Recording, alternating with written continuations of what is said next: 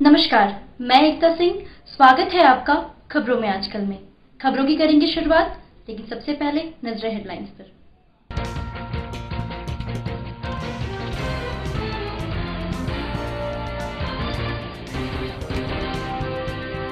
जहानाबाद के आनंदी बिघा गांव निवासी विजेंद्र दास के 3 वर्षीय पुत्र रोशन कुमार की पैन में डूबने से हो गई मौत।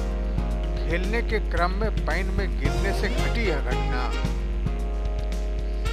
उत्तर प्रदेश के हाथरस में घटी घटना को लेकर आजाद समाज पार्टी और भीम आर्मी के कार्यकर्ताओं ने सड़कों पर निकाला कैंडल मार्च। दोषियों को फांसी की सजा देने की कर रहे थे मांग। जहानाबाद में मछली मारने को लेकर हुए विवाद में दीपू कुमार को चाकू मारकर कर दिया गया घायल। बाजार से घर लौटते समय घटी यह घटना। सदर अस्पताल में चल रहा है उसका इलाज। अनुमंडल कार्यालय में एसडीओ निखिल कुमार ने की सीओ और डीडीओ के साथ बैठक। आने वाले चुनाव की तैयारी को लेकर की गई चर्चा। और जहानाबाद महिला थाने में एक प्रेमी जोड़े की कराई गई निकाह।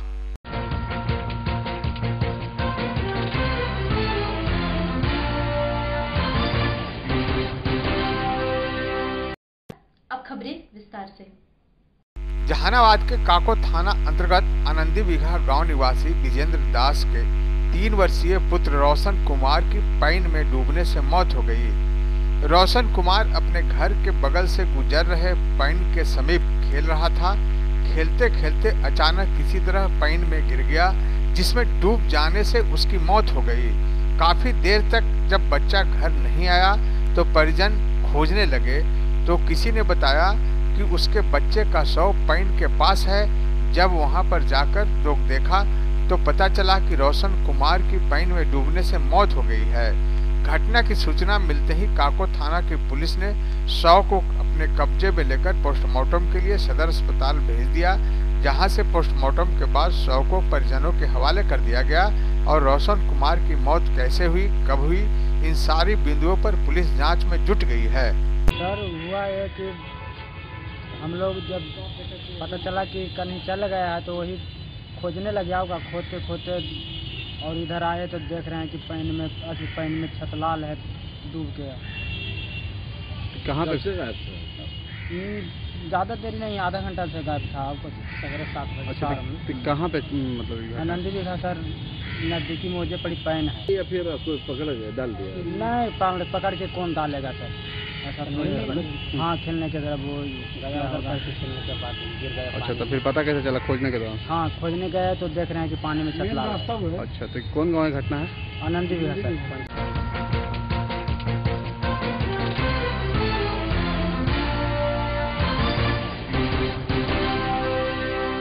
उत्तर प्रदेश के हाथरस में मनीष वाल्मीकि के साथ बलात्कार के बाद हत्या किए जाने का मामला तूल पकड़ता जा रहा है।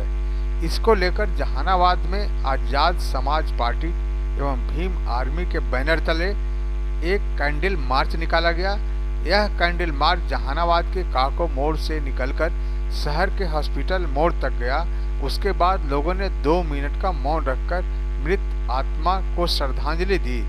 इस कैंडल मार्च में मौजूद लोगों ने बताया कि जो मनीषा वाल्मीकि के साथ हुआ है, इसे कतई हम लोग बर्दाश्त नहीं करेंगे।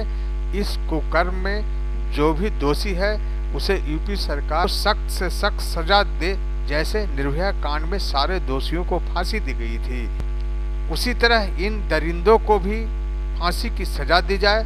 अगर ऐसा नहीं होता तो हम लोग आगे भी और बड़ा आंदोलन करने के लिए तैयार हैं। फांसी दो, फांसी दो।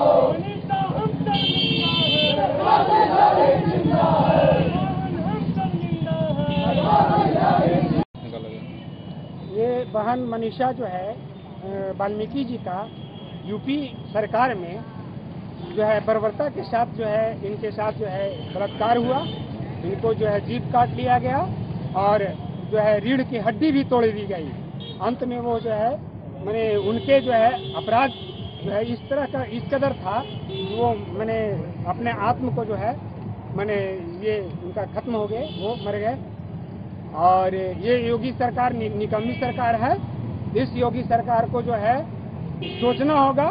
महिलाओं पर उत्पीड़न जो बढ़ा है, इस उत्पीड़न के बारे में जो है उनको शर्म करनी चाहिए। क्या मांग करते हैं आप? हम ये मांग करते हैं कि ये इनकी जो है बलात्कारी है उनको फांसी हो, अविलंब फांसी हो। ये अपने सरकार में जो है दोषियों पे माने सपोर्ट में बोल कर करके और ये दोषियों को समर्थन देते हैं, ये समर्थन देना बंद करें।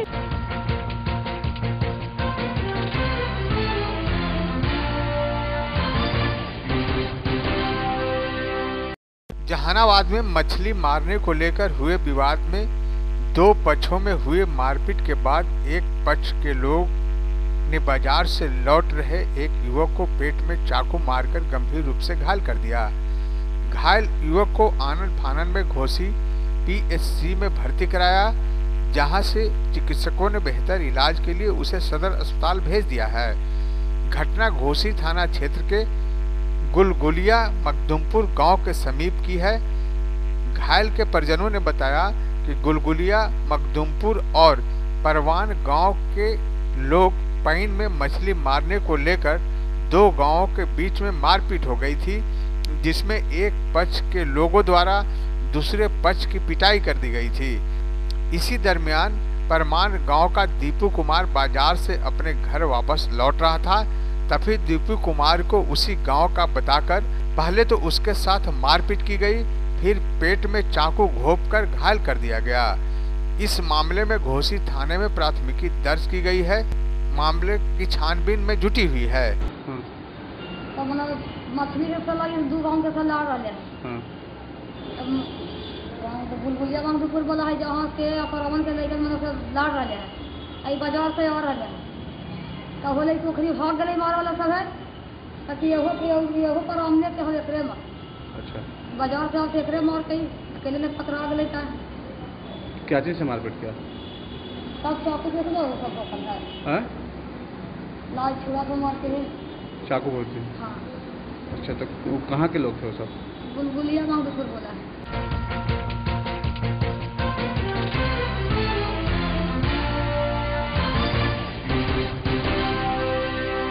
जहानाबाद अनुमंडल पदाधिकारी निखिल धनराज अपने कार्यालय कक्ष में जिले के सभी प्रखंड के सीओ एवं बीडीओ के साथ एक बैठक में मुख्य रूप से लोगों के साथ यह चर्चा किया गया कि जहानाबाद में होने वाले विधानसभा चुनाव हर हाल में बिल्कुल निष्पक्ष रूप से कराना है, किसी तरह की कोई भी गड़बड़ी न हो, वोटर को किसी तरह का कोई असुविधा न हो, इसको लेकर के जिला प्रशासन बिल्कुल मुस्तैद रहे।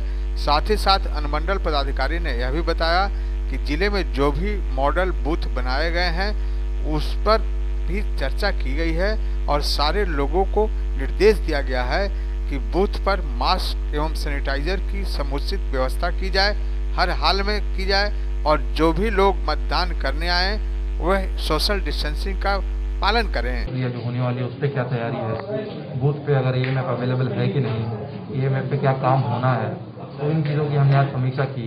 बहुत जगह पे बूथ पेंटिंग का कार्य होना था, उसको हम सुनिश्चित करा रहे कि हो रहा है। पेयजल, शौचालय, रैम्प, बिजली की व्यवस्था सभी जगह पे है, तो ये हमारी बूथ लेवल की तैयारी थी। उसके अलावा जैसे चुनाव आयोग का दिशा निर्देश आया है कि पीडब्ल्यूडी वोटर्स और 80+ वोटर्स का हमको पोस्टल बैलेट के माध्यम से उनको एक अपॉर्चुनिटी देना है कि अगर वो यदि करना चाहते हैं पोस्टल बैलेट के माध्यम से तो वो वोट कर सकते हैं। तो इसमें 12 घर का उनको हम दे रहे हैं, 12 घर। अगर वो चाहते हैं कि वोट करें पोस्टल बैलेट के माध्यम से तो वो कर सकते हैं। तो इसकी एक समीक्षा बैठक थी कि सभी जिलों के माध्यम से हम उनको पहुंचा दे रहे हैं। 3 पदाधिकारियों के साथ बैठक आज हमने किया हमारे 216 विधानसभा क्षेत्र के सभी एआरओ के साथ और सीओ साहब के साथ जो एमसीसी के अनुपालन में लगे हैं। उसके अलावा हमारे इलेक्शन कोषांग के कर्मियों के साथ और बाकी जो सब डिवीजन अनुमंडल कार्यालय में इलेक्शन कोषांग बना है उन क्या है कि चुनाव को शांतिपूर्ण कराना है, चुनाव की प्रक्रिया में कोई बाधा नहीं आनी चाहिए और प्रशासन की ओर से जितनी तैयारी होनी चाहिए उसको हम सुनिश्चित करा रहे हैं। तो हर एक बिंदुओं को हमने ठीक से रिव्यू किया है और सही इन चीज़ों को पाया गया है और हम सोचते हैं कि आप लोगों के समर्थन से, जहानाबाद की जनता के समर्थन से जो आने वाले चुनाव में मास्क का उपयोग करेगा, सैनिटाइजर का उपयोग करेगा, सोशल डिस्टेंस और फिजिकल डिस्टेंस बनाएगा, आपके यही एक हमारे एक समर्थन होगा आपका हमारे तरफ, और हम चुनाव को सही अच्छे रूप में कराएंगे और ये मॉडल बनाएंगे। बिहार का चुनाव जो होगा वो भारत के लिए एक मॉडल होगा। सर,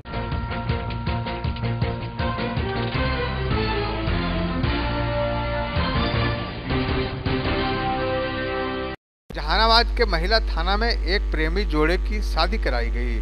करीब 1.5 वर्षों से प्रेम कर रहे दोनों प्रेमी युगल की शादी थाने में कराई गई। इस अवसर पर स्थानीय ग्रामीण भी वहां मौजूद थे। बड़ी संख्या में जुटे स्थानीय लोगों के समक्ष शादी कराई गई। गड़ेरिया खंड मोहल्ले में रहने वाले दोनों प्रेमी युगल के पिछले 1.5 वर्षों से प्रेम प्रसंग चल रहा था, परंतु लड़का पक्ष के लोगों द्वारा इस शादी में रजामंदी नहीं दी जा रही थी। मामला थाने तक पहुंच गया। हालांकि इतना कुछ होने के बावजूद स्वयं लड़का अपनी प्रेमिका साजिया परवीन से शादी करने को रजामंद था। मामला जब आपसी झगड़े से होता हुआ थाना तक पहुंचा तो समाज के कुछ लोगों ने दोनों परिवारों से आपसी रजामंदी से शादी कराने की बात कही, जिसके बाद स्थानीय लोगों ने गड़ेरिया खंड मोहल्ले में ही एक मौलवी को बुलाकर निकाह कराया गया। इसके अलावा समाज सहित थाने के समीप जुटे पुलिसकर्मियों और अन्य सामाजिक लोगों के समक्ष शादी की रस्म पूरी की गई। इस मौके पर महिला थाना अध्यक्ष ने बताया कि सामाजिक लोगों की पहल पर यह शादी की गई है, जिसमें लड़का और लड़की के परिजनों के अलावा सामाजिक लोग मौजूद थे। वहीं प्रेमी जसीना ने बताया कि उन्होंने अपने परिजनों को समझाने की बहुत कोशिश की, परंतु उनका और साजिया का प्रेम एक ऐसे मुकाम तक पहुंच गया था जहां से एक दूसरे को छोड़ना मुश्किल था।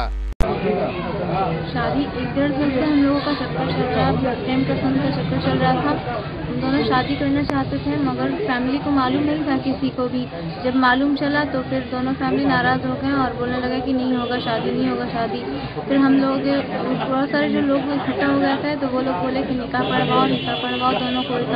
फैमिली फिर नाराज़ हो गए। फिर हम लोगों को जाना पड़ा थाना में आना पड़ा। तो फिर मैडम हम लोगों को बहुत सपोर्ट की, बहुत बोली, पूरे फैमिली को समझाई दोनों को। फिर डॉक्टर अनवर साहब भी बहुत समझाए हम दोनों को, हम दोनों की फैमिली को समझाएं। फिर आपने बुला करके घर पर दोनों का निकाह पढ़वाएं। उसके बाद फिर आज महिला थाना में हम दोनों का शादी। वजह वही होती है जो सब में होती है, मतलब दोनों के परिवार राजी नहीं थे और इसी वजह से थाना में आना पड़ा।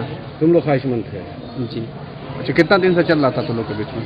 करीब 1.5 साल से। 1.5 साल से। तो क्या दिक्कत हुई थी बीच में?